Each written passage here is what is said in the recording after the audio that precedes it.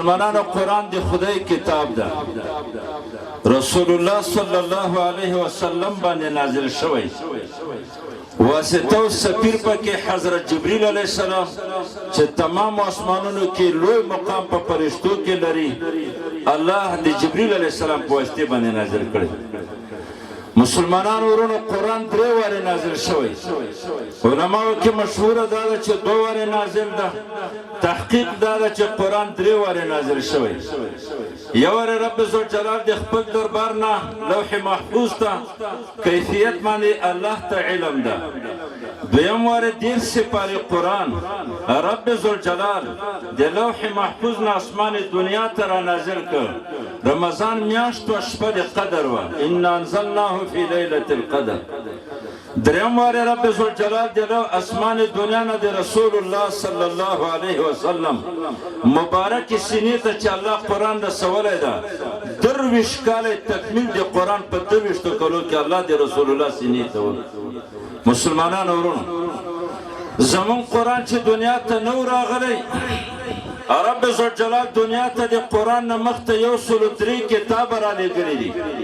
100 صحیفې وې 3 آسماني کتابونه تورات انجیل زبور په دې ټولو آسماني کتابونو کې الله چې ډېر عزت ورکړی ده الله چې لوی مقام ورکړی ده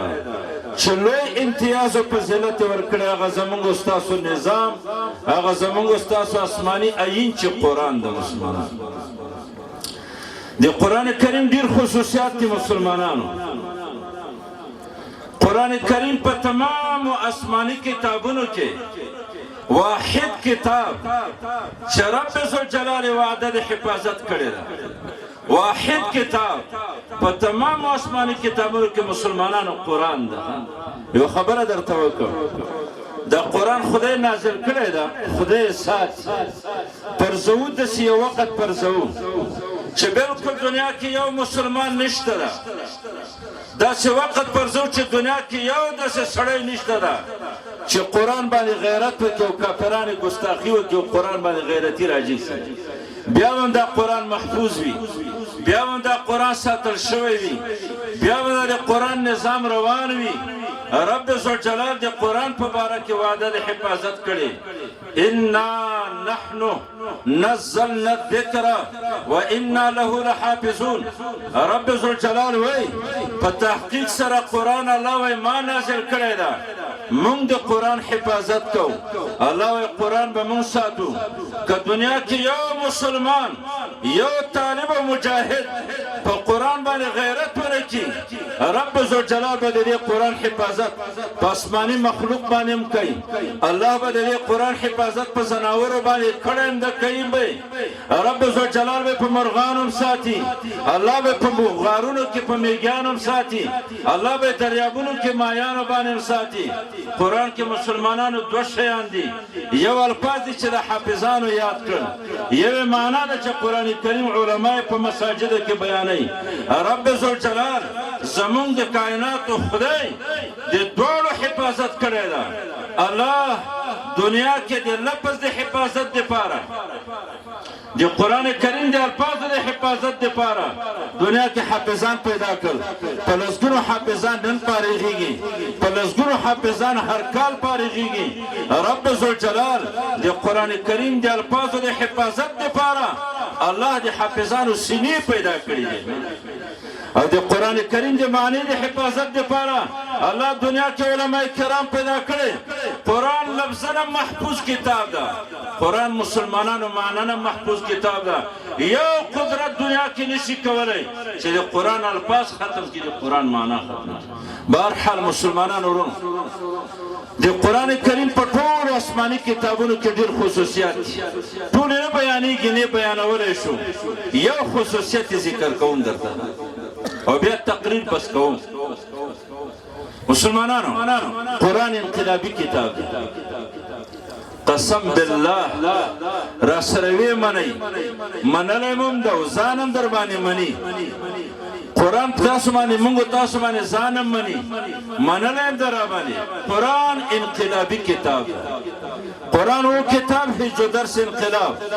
قرآن پہ ہر دور کی ہر چھاتا دی انقلابات و درس ورکی قرآن پہ ہر چھا کی انقلاب راولی قرآن پہ ہر چھا کی انقلاب راوستے دا قرآن محکم انقلابون راوستی دی وسیم راوستی پہ استقبال کی مسلمانان راولی زل قرآن کریم دی انقلابات یو څو نمونې درته ښیي مسلمانانو دا قرآن چې دنیا ته نو راغلی د قرآن کریم دی نزول نه مخته موږ ستاسو غونته انسانانو په دې انسانانو کې جاهلیت و په دې انسانانو کې جهالت و په دې انسانانو کې فسق و فجور و په دې انسانانو کې فحاشي و عریاني و د زورواکو حکومت و قانون و د مظلوم خلق حقوق پیمانو ښځو ته به د انسان په نظر باندې نه کتل کېده زناکاري و غلاوې دا به شرابخوري به عیب نه بلل کېده د بدۍ او د بېحیایي رواج و غلبه وه تمام معاشره انساني د ظهر الفساد فی البر والبحر لوی مصباح ګرځېدلی وه مسلمانانو قرآن مختم دغه بی باکی و دغه بی حیایی و هم دغه فسق و فجور و هم دغه ظالمان په انسانانو مسلط و رب ذوالجلال رسول الله صلی الله علیه وسلم پیغمبر راولیږه او د قرآن په صورت کې یو بهترین دستور العمل ورکړ قرآن داسې یو انقلاب راوسته هغه د خلکو جهالت ختم کړ هغه د خلکو نه جاهلیت ختم کړ هغه فسق و فجور خلکو کې ختم شو فحاشي و عریاني ختمه شوله زناکاري و شرابخوري ختمه شوله هغه د وقت لولو ظالمان ستمګر د قرآن کریم د وجه نه د زمانې یو بهترین عادلین و پارسین خلک جوړ هغه د زمانې لوی فاسقان و فاجران هغه د زمانې لوی زاهدین و عابدین الله تعالی وګرځول عجیب انقلاب یې راوستو مسلمانانو ورونو قرآن کریم قومونو کې انقلاب راولي محلونو کې انقلاب راولي منزلونو کې انقلاب راولي ښارونو کې انقلاب راولي حکومتونو کې انقلاب راولي د خلکو په طبایعو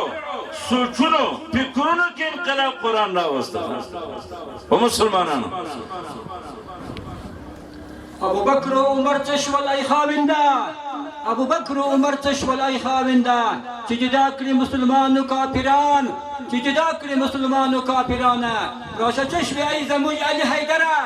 راشه چشم ای زموج علی حیدره ذوالفقار باندې وها منافقان ذوالفقار باندې وها منافقان حسینین خپل بابا ته کوژړا شو لون په اوښکو کې بابا ته خپل ګریوان لون په اوښکو کې بابا ته خپل ګریوان نعره تکبیر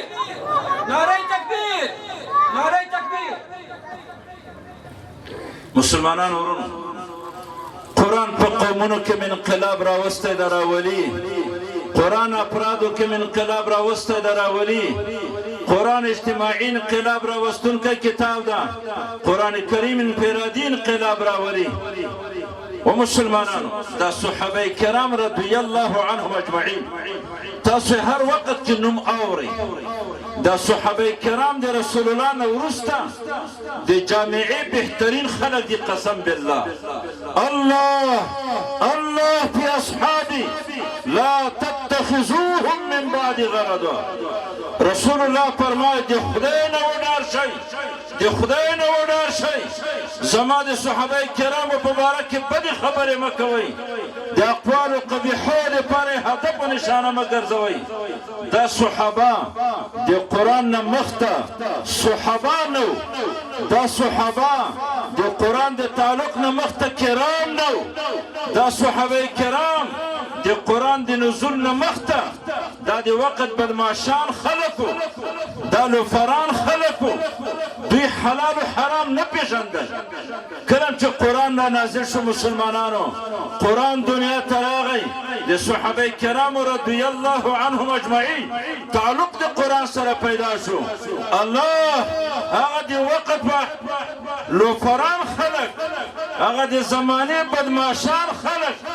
الله د قرآن د وجلا داسې خلک ترنه جوړ کړ بار بار قرآن کریم کې الله الله راتوي اولئك هم الراشدون اولئك هم المفلحون اولئك هم الفائزون اولئك هم الصادقون اولئك هم المتقون. رب ذوالجلال فرمای صحابه کرام رهنما خلق دي، د نجات والا خلق دي، د کامیابی والا خلق دي، رښتونی خلق دي، دیندار خلق دي. اولئک الذین امتحن الله قلوبهم للتقوى. صحابه کرام هغه خلق دي چې رب ذوالجلال زړونه تقوا او دیندارۍ لپاره خالص کړي دي. الله داسې خلق ترېنه جوړ کړل. اشداء علی الکفار رحماء بینهم لا یخافون فی الله لومة لائم. صحابه کرام د دین په خاطر